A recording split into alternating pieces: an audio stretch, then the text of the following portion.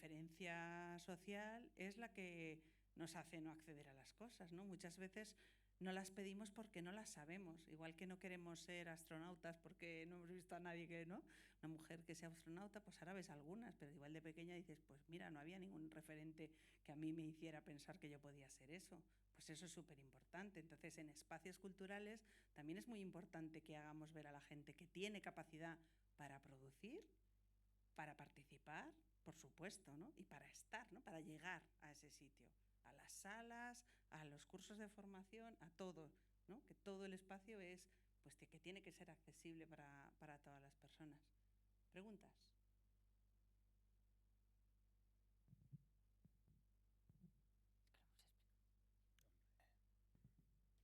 Vámonos al cine. Bueno, pues muchas gracias. Igual que el resto que han también hecho preguntas, reflexión, pues la mía va también por la reflexión. Nosotros que venimos del ámbito también de lo que es el acompañamiento social, del tercer sector, en este caso como Cáritas, los compañeros que han estado ahí, nos hemos preguntado siempre cómo en este caso la cultura es un elemento sanador para la recuperación de muchas personas. Y lo hemos visto, ¿no?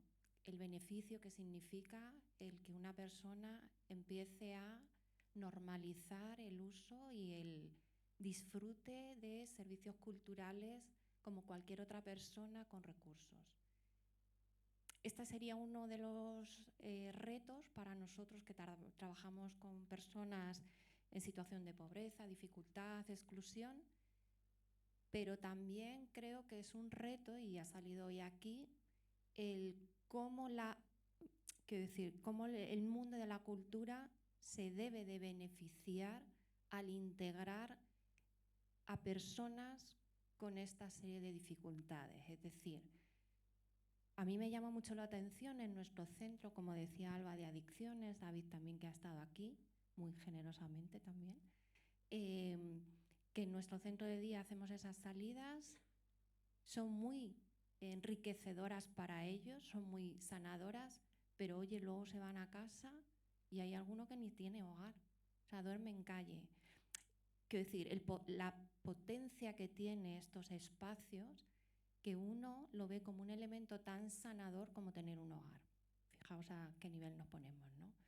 Entonces, es un reto que también los servicios culturales que se nos ofrezcan poco a poco se vayan adaptando también a estos otros perfiles que no son los habituales, pero no por derecho, que también, ojo, sino porque serán más verdad, estarán más completos, serán más íntegros, estarán incluyendo a toda la ciudadanía. Y la ciudadanía tiene problemas de violencia, tiene problemas de adicciones, tienen problemas de salud mental, tienen problemas de todo tipo, y esa es la ciudadanía real.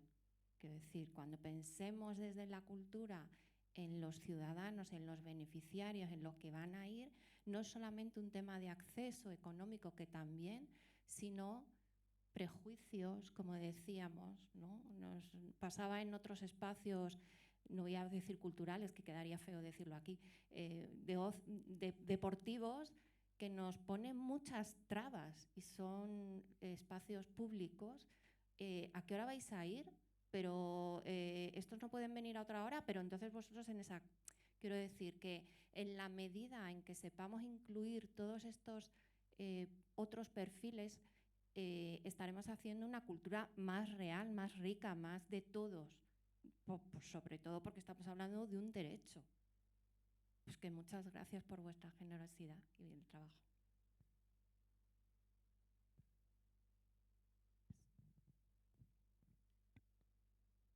Me lanzo yo a darte las gracias a ti, porque la reflexión me parece muy oportuna. Nosotras vivimos también situaciones parecidas, no sé si a vosotras también os pasa, y es genial que puedas hacer esta reflexión. Y me quedo con la idea de cuando nos has hecho pensar en por qué están viniendo estas personas a una actividad cultural, cuando luego, cuando se marchan, tienen tantas otras necesidades tan básicas. Y yo ahí encontré una respuesta, porque también me ha pasado muchas veces que digo, ¿cómo esto les puede aportar más? ¿No? Creo que ayuda a aportar identidad. creo que ayuda a recuperar la personalidad, el sentirse parte de un entorno que te valora, que te integra, que eres ¿no? que por fin puedes participar en la sociedad cuando no puedes participar en tantos otros sitios.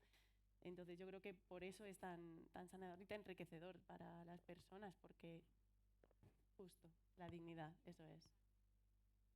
Puedo acceder como cualquier otra persona, como derecho, pero como cualquier otra persona y ciudadano, me dignifica como persona.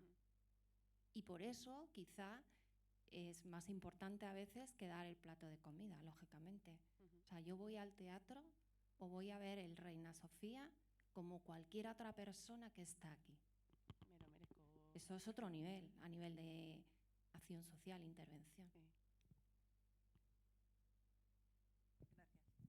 En Solidarios, por ejemplo, tenemos un programa que hacemos en red dentro del programa de Personas sin Hogar, que es el programa Recrea, en el que intentamos que personas con hogar, como son las voluntarias, y personas sin hogar, algunas en centros de albergues o otras en situación de calle real, pues compartan espacios de ocio y cultura de manera horizontal, porque efectivamente tiene mucho valor en algunos casos. Llegando a un acuerdo con el teatro, por ejemplo, al que hemos ido, hemos intentado hacer acciones de sensibilización, en plan hacer una octavilla y dársela a todo el mundo con el programa de mano y decirle: estás sentado viendo una obra de teatro y a tu lado hay un grupo de 30 personas que no tienen hogar, que están viendo el teatro como tú y que cuando salgan pues se irán, pues una al albergue San Isidro, otra a Luis Vives y otra a dormir en el parque detrás de la estación de Atocha. Pero la cultura es un derecho y están ahí sentados igual que estás sentado tú. Entonces, eso es muy importante porque compartir el espacio efectivamente dignifica a la persona, porque el problema, uno de los problemas fundamentales de las personas que están en situación de exclusión es que tú te haces cada vez más chiquitito, ¿no? Entonces, pues cuanto peor te va y más complicaciones tienes, pues más invisible te haces y más te apagas. Tú no pierdes tu dignidad, pero los demás te la quitamos. Entonces, eso es un problema y por eso es tan enriquecedor participar en espacios culturales, porque al final estás accediendo a algo de la misma manera que cualquiera que está sentado a tu alrededor.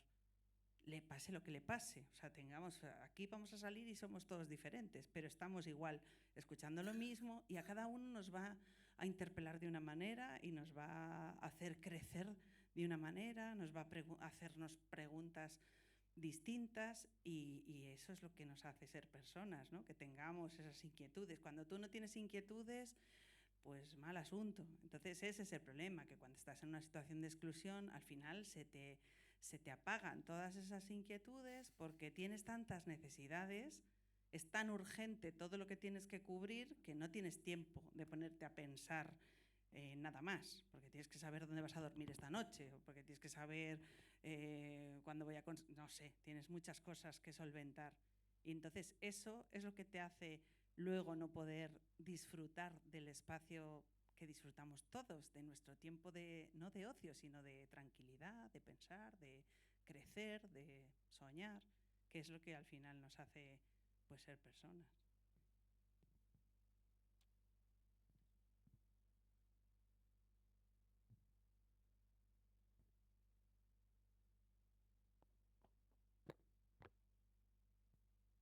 Hola, yo quería comentar un par de cosas que escuchándoos como que me venían esas reflexiones, ¿no? Por un lado, en el proceso de creación de esos programas culturales, de esas programaciones, cuando contamos con las personas en situación de vulnerabilidad, me pregunto también si solamente estamos viendo las expresiones culturales que nosotros entendemos como cultura, o quizá podemos abrir esa pregunta para saber qué consideran cultura las comunidades con las que trabajamos, ¿no? Por ejemplo, en Barcelona trabajamos un grupo de comunidad migrante y trabajamos mucho con la comida, ¿no? Y hay diferentes artistas que han trabajado la expresión de performance a través de lo que es la comida y lo que atrae o lo que parte de nuestra comunidad pues considera más cultura que cualquier otra cosa, porque no ha tenido acceso a, por ejemplo, las artes escénicas, pero sí a ese valor comunitario que tiene la comida y ese valor cultural que tiene la comida, ¿no? Eso es un ejemplo, pero creo que sería interesante como abrirnos más allá de ofrecer cultura a saber y entender qué es la cultura para las personas con las que estamos trabajando, ¿no? Creo que eso pensaba mucho mientras os estaba escuchando. Y por otro lado, en cuanto a las alianzas, ¿no? que entre el sector social y el sector de la cultura por los derechos subculturales, creo que también, hablando de esas necesidades básicas que tienen que cubrir ciertas comunidades, me pregunto también que desde el sector cultural, ¿cómo estamos siendo aliados a las luchas de esas comunidades que no tienen que ver con cultura? No sé si me explico, ¿no? Creo que esas alianzas de las que hablamos tienen que ser como transversales, ¿no? Nosotros estamos trabajando por los derechos culturales de todas las personas, pero creo que el trabajo tiene que ser transversal y desde la cultura quizá apoyar y ser esos aliados para que las personas puedan tener el derecho a la vivienda, el derecho a una educación digna, el derecho a movilizarse entre territorios, como el derecho pues, a ser migrante, tener una vida digna y todas esas cosas, ¿no? Entonces, esas dos reflexiones, por una parte, pues el que entendemos por cultura y por otro lado, pues esas alianzas que pueden ser transformadoras ya no solamente para un sector, sino como para la sociedad en general. Yo había apuntado antes, la cultura no te va a dar una casa, ¿no? Eso es así. O sea, probablemente estando y yendo, como estar dignifica a las personas, ¿no? Quien ganó el espacio del campo de cebada era quien estaba. Y quien gobernaba era quien estaba. Incluso gente en situación de calle. Tenían más poder que los que iban a asamblearse. La asamblea daba igual. Importaba quién aguantaba ahí. La Joker Cueva, gente que vivía incluso allí, ¿no? Tenían más poder que otra gente, ¿no? Y al mismo tiempo, escuchándote, decía, joder, antes también me había apuntado cómo hacer un alegato a lo mainstream. Un alegato a lo mainstream. En plan,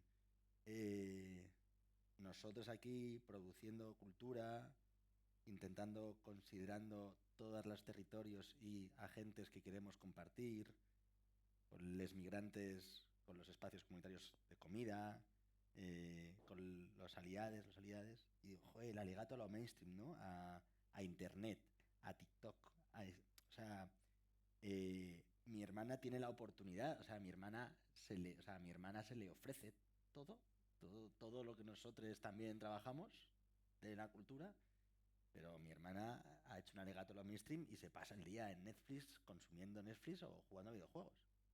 No.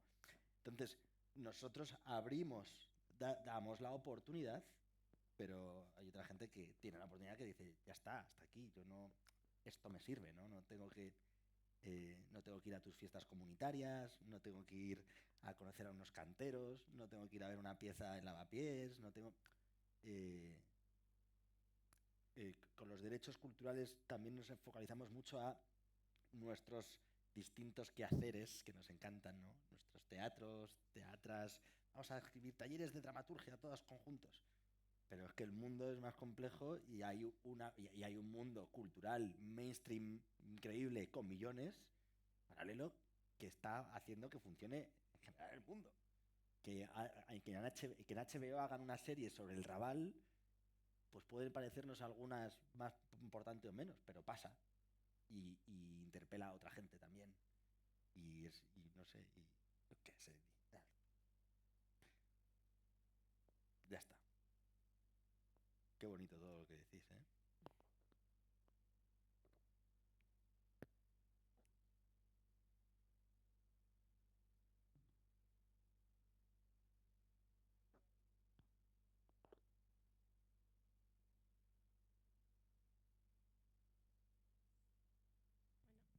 buenos días y muchas gracias por la organización de estas segundas jornadas y todos vuestros aportes. Yo os quería lanzar así una pregunta en voz alta a quien quiera contestar desde vuestras experiencias, que reflexionando un poco al hilo de todo lo que habéis comentado a lo largo de esta mañana, yo veo también que uno de los principales hándicaps, si se puede llamar así, o problemas a la hora de, como se suele decir ahora, democratizar la cultura, hacerla llegar a todos aquellos ámbitos donde convencionalmente no ha llegado, un poco el sesgo del estrato sociocultural. Y me explico, como esta mañana la subdirectora de Derechos Culturales comentaba que, y no me extraña por otra parte los resultados, que del bono cultural el 70% de los que lo solicitaban pertenecían a un estrato, a una clase social media alta, y el 30% media baja era lo que lo solicitaba. Y claro, es que al final la cultura, otro de los grandes digamos, ítems de la misma, es que al final se mama en casa. No es lo mismo que te lleven a la ópera pues cuando eres pequeño, con 10, 12, 15, 18, que de repente llegar a los 30 años o a los 40 y que te lleven. Puede pasar o que te emociones, te encante desde la percepción emocional afectiva, o que no entiendas nada o que te aburra. Entonces, ¿cómo hay que enfrentar este sesgo? Porque al final la cultura también, igual que el gusto, igual que muchas cosas en la vida, la educación se mama. Entonces yo veo que ahí hay una barrera importante y que por supuesto que hay que llegar a todo el mundo, pero también la educación previa desde pequeños hace que se pueda disfrutar más de la experiencia cultural. No sé cómo lo veis vosotros. Pues, por ejemplo, antes hablaban de la decepción a veces de generar actividades culturales a las que no se asiste. Nosotras en el festival hacemos el día del ensayo general de la Compañía Nacional de Teatro Clásico, por ejemplo, dejamos 100 entradas para jóvenes menores de 20 años, ¿no? Para que vengan. Bueno, pues es que el primer año creo que tuvimos 4 peticiones de entradas. ¿Qué es lo que hemos hecho? No es que hemos transformado la vida de los jóvenes del entorno, sino que les hemos involucrado de otra manera. Hemos ido nosotras a sus institutos a hablar con ellos, hemos involucrado a las familias, porque a veces pensamos que para que los jóvenes vayan o la gente más joven vaya a una actividad cultural, en este caso, concretamente a una obra de teatro del Siglo de Oro, tienes que ir solo al joven, no, tienes que tratar de generar un interés en el entorno familiar. Si sus padres o sus familiares están involucrados de alguna manera, yo digo que tengo mucha suerte de trabajar en Almagro. Yo no sé si podré hacer el viaje de vuelta a Madrid porque me volvería loca. Porque estar en un entorno y dice, ¿conoces el territorio? No, es que conozco el nombre y el apellido de todos los vecinos y la vecina, claro. Es que es otra mirada. Entiendo que cuando tú trabajas en una organización también tienes ese conocimiento, pero es que Madrid Madrid está muy hostil, no es por nada, pero claro, poder concentrarte en un proyecto cultural en una comarca, por eso yo me río mucho cuando, bueno, lo rural, o sea, bienvenido a lo rural, bienvenido a las comunidades pequeñas, porque es verdad que yo creo, a mí por lo menos me da muchas más alegrías que cuando hemos hecho eventos o jornadas o de todo desde la Red Española de Teatros como muy grandes. Entonces, ya no sé lo que has preguntado, pero bueno, yo ya... Por la educación, pues eso, que es importantísimo involucrarse. Si no te involucras y si la gente joven no se siente parte, y parte discursiva, o sea, que ellos generen.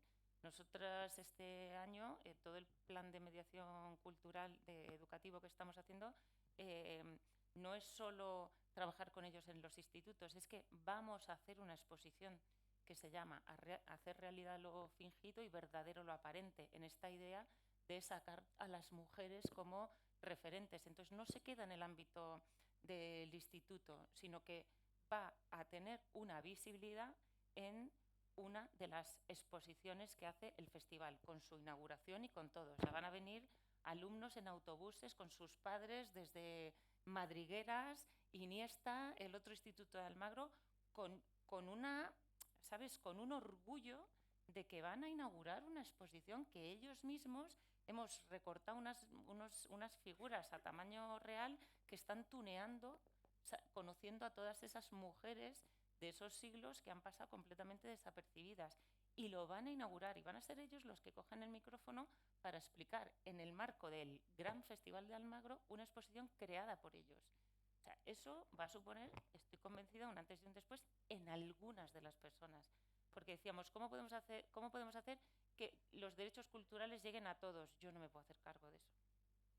Yo me voy a poder hacer cargo de un límite y en el contexto en el que yo trabaje daré el 100%. Pero claro, a veces decir grandes cosas, ir a grandes retos, te disuade, porque es inalcanzable, porque es frustrante. Entonces creo que también es importante trabajar en la cercanía, como digo yo, trabajar a 20 minutos.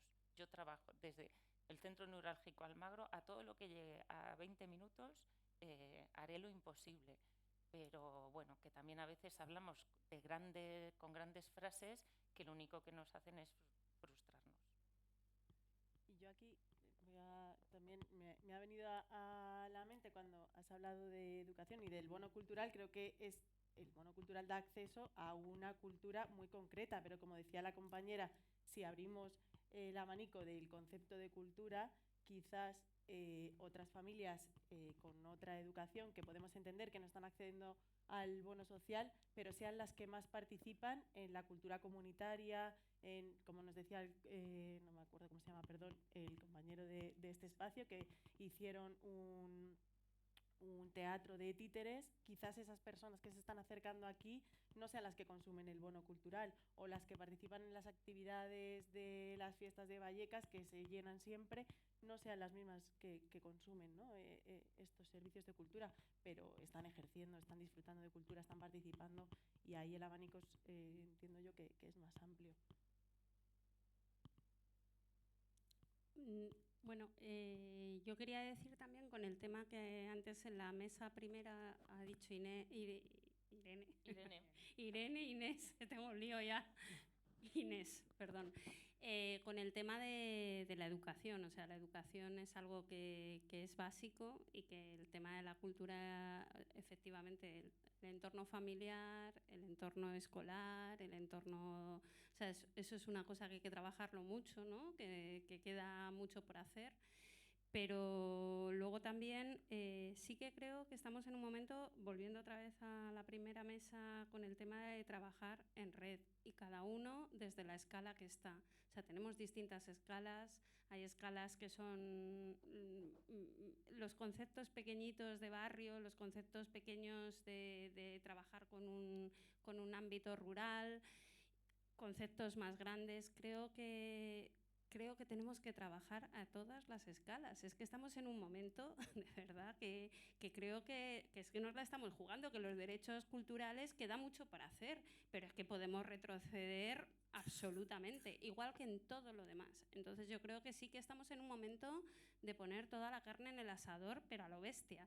Y creo que efectivamente, o sea, el tema del tiempo, yo he estado en muchos sitios en los que de repente me han zajado. O sea, yo tenía un plan de tiempo de cómo iba a desarrollar mis planes con un tiempo determinado, y que de repente los tiempos cambian y las situaciones cambian. Pero sí que creo que las intervenciones sean a largo plazo, si se pueden hacer a largo plazo, que la cultura, para desarrollar proyectos que tengan un legado, que tengan una continuidad y que sean transformadoras, cuanto más tiempo tengan, remamos todos a favor.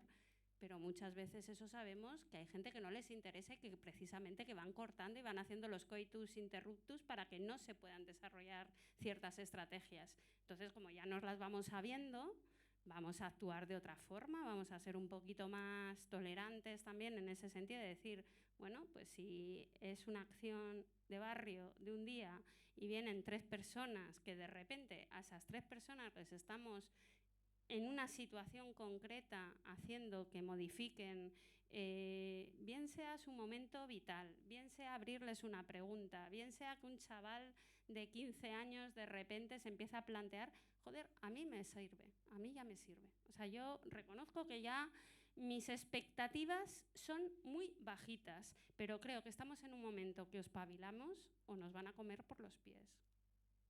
No tengo nada más que decir.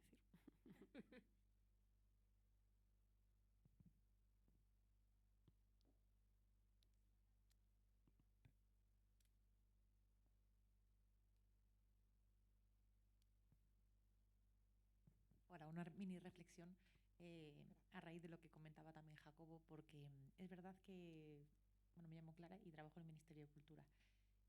Muchas veces creemos que todo lo que hacemos es lo mejor. Intentamos inculcárselo a los demás. Entonces, a veces también hay que respetar, ¿no?, ese derecho al que no quiere, como la hermana de Jacobo, o que tiene otras formas de disfrutar la cultura. Lo veo también en mis hijos, lo veo en muchísimos colectivos. La idea de no tener que decir al otro lo que tiene que hacer o que tiene que consumir. Lo veíamos mucho. Yo vengo del mundo de los museos y los jóvenes no asistían a los museos, no llegábamos a acceder a ellos. Bueno, ya vendrán, ¿no? Yo tuve un subdirector de museos, Santiago Palomero, que ya decía, ya vendrán, ya tendrán tiempo, no pasa nada. Démosle su espacio, si quieren venir, que vengan, y si no, pues ya vendrán. Por un lado. Por otro lado, lo que decía la compañera, efectivamente, hay que entender la desigualdad en un término integral, no solamente de desigualdad económica, desigualdad de acceso a la cultura, la importancia del código postal, ¿no?, en el que también hayamos nacido, la importancia de las otras barreras culturales que decías. Supongo que Jazmín lo habrá comentado esta mañana. No he llegado a la presentación de la jefa, pero entiendo que habrá hablado de ese diagnóstico participativo que se hizo antes de la elaboración del Plan de Derechos Culturales, que muy bien conocen Cristina Arroyo y Jacobo. Uno de los ejes principales antes de la elaboración del plan fue la desigualdad, entendida justo desde esa forma integral, para poder detectar cuáles eran esas barreras de acceso a la cultura, de participación, de gobernanza, y entre ellas estaba justamente ese bagaje cultural que muchas veces asusta, ¿no?, a los colectivos, a las personas, a acceder a la cultura y, por supuesto, a participar en la cultura. Eso, de ahí la importancia, ¿no?, del tejido cultural y de la mediación y, por supuesto, del tercer sector para poder abrirla y bueno, ofertar en todos los canales.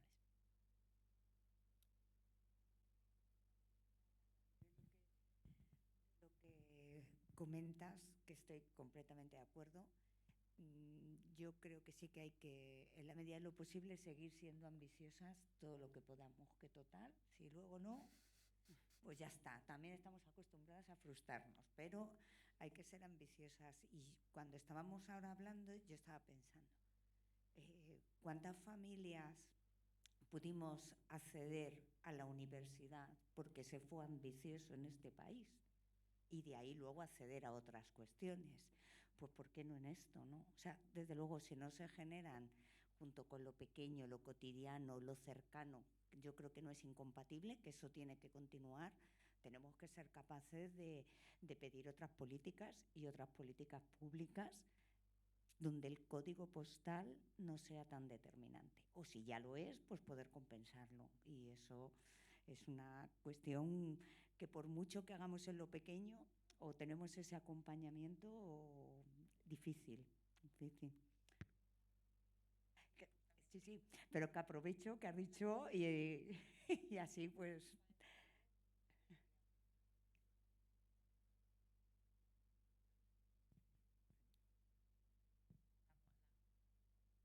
Sería, o sea, es perpetuarlo, ¿no?, como dices, que a ver qué nos viene. Entonces, la importancia también de la política, de la movilización ciudadana para poder mantener las políticas culturales que queremos y que nos identifican.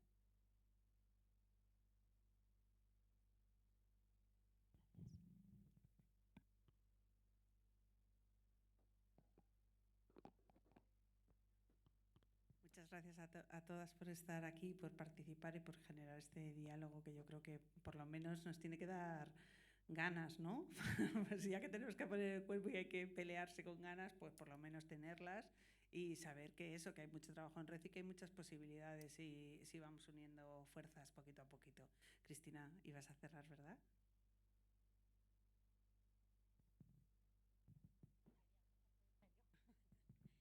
Bueno, pues muchísimas gracias. La jornada se ha grabado, la pondremos en el vídeo de YouTube para que la podáis volver a ver. Y también vamos a aprovechar a hacer una pequeña relatoría de la jornada para también poder compartir todo este conocimiento y todas estas demandas que así que hemos hecho, que las podamos compartir con todas las personas que no han podido venir. Y nos llevamos algunas cuestiones como muy claras que yo creo que han sido muy representativas de cosas que se han comentado hoy. Lo primero es la palabra red, ¿no? Yo creo que es la palabra que más ha salido y que es lo que tenemos que seguir trabajando cuando hablamos de derechos culturales y cuando hablamos de derechos culturales de personas en situación de vulnerabilidad, que si no lo hacemos en red entre los profesionales del sector cultural y los profesionales del sector social juntos, vamos a hacer miradas que no van a llevar a ninguna parte, pero también con la suficiente humildad para saber quién está en el centro de estos derechos culturales, que son las personas, ¿no? Que no se nos olvide nunca para quién lo estamos haciendo y que desde este trabajo en red pensemos cómo podemos hacer estrategias previas de mediación, que esa mediación también vaya al momento previo, ¿no? A lo mejor yo no voy a ir nunca al cine o no voy a ir nunca al teatro si antes no he conocido el propio espacio, porque no me genera seguridad, porque no sé qué pasa allí, porque no sé ni cómo llegar ni qué pasa cuando paso por la puerta, ¿no? A lo mejor hay momentos previos al hecho artístico que estamos desdeñando y que tenemos a lo mejor que empezar a trabajar desde ahí, desde esa seguridad. Y desde luego, desde Cultura nos toca mucho escuchar y conocer muy bien las necesidades concretas de cada una de las personas, ¿no? Y Cristian lo ha dejado antes muy claro, que quizás a veces la estrategia más sencilla es intentar colectivizar y estamos poniendo en el foco y en el centro personas que tienen necesidades muy, muy diferentes. Otra de las conclusiones que nos llevamos es que evidentemente el tema de los derechos culturales y de la inclusión está en las agendas, pero que quizás ahora nos toca dar el salto de pensar en las personas en situación de vulnerabilidad como audiencias y como nuevos públicos y empezar a trabajar desde el enfoque de derechos, de la cultura como su derecho, no solo como estrategia de audiencias. También parece que es fundamental que empecemos a pensar que igual que en los sistemas educativos ya hay materias transversales, que se trabaja la gestión medioambiental, que se trabajan las finanzas personales, pues que a lo mejor tenemos que empezar a meter materias transversales de inclusión, de diversidad y de la cultura como derecho, ¿no? Porque esto será lo que nos permita avanzar como sociedad y desde luego lo que nos permita ir eliminando estereotipos y prejuicios, que al final es la gran barrera de todas las limitaciones que nos encontramos. También ha quedado muy claro que las estrategias de diversidad e inclusión no pueden caer solo sobre un rol de profesionales o sobre un departamento, que las estrategias tienen que ser transversales y que tienen que ser compartidas. Y que la inclusión requiere visibilizar identidades, pero que casi más importante es hacer partícipes a todas las identidades dentro de esas estrategias de inclusión. Y que para empezar a trabajar desde las estrategias de inclusión y diversidad de una manera coherente desde las entidades culturales, que quizás debiéramos pararnos a pensar quién no está ahora mismo, quién no está incluido y cuál además es el verdadero aporte que quiere hacer esa entidad cultural a la sociedad y también al entorno donde está. Nos quedamos también con que, bueno, es verdad que hablamos de derechos culturales, pero que este mensaje tiene que convivir con las verdaderas necesidades y con las verdaderas realidades de las personas en situación de vulnerabilidad. Y nosotros hablamos de derechos, pero hay que poner en valor qué necesitan ellas cuando van a los espacios culturales y para aquellas que es la cultura, si es un efecto sanador, por supuesto si es dignidad, y entonces que hay que integrar también estos mensajes con sus verdaderas necesidades y con sus verdaderos mensajes. Y que los espacios culturales, cuando hablamos de derechos culturales de las personas en situación de vulnerabilidad, tienen que generar posibilidades comunitarias, pero tienen que generar también posibilidades individuales, que no tenemos que dejar trabajar solo desde lo comunitario, desde lo colectivo, cuando queremos hablar de personas en situación de vulnerabilidad, porque tenemos que generar posibilidades de imaginarnos y de contarnos colectivamente, pero también de contarnos individualmente. y que igual que cuidamos las relaciones personales y las relaciones familiares, que desde Cultura tenemos que cuidar las relaciones con las comunidades cuando las empezamos, no dejarlas como un hecho comunicacional y anecdótico, sino continuarlas y cuidarlas en el tiempo. Y, por supuesto, la situación socioeconómica y el código postal es algo que ha atravesado todas las conversaciones y, desde luego, será algo en lo que tengamos que seguir poniendo foco. Estamos abiertas a que las personas que habéis venido, si hay alguna reflexión también, por supuesto, que os ha atravesado y que os parece importante, esto lo hemos hecho como un poco deprisa y corriendo, pero que nos la enviéis para que vaya también dentro de esa relatoría y refleje también vuestra participación y vuestros manifiestos, y la incluiremos en lo que publicaremos. Y muchísimas gracias por venir y os esperamos en la próxima. Gracias.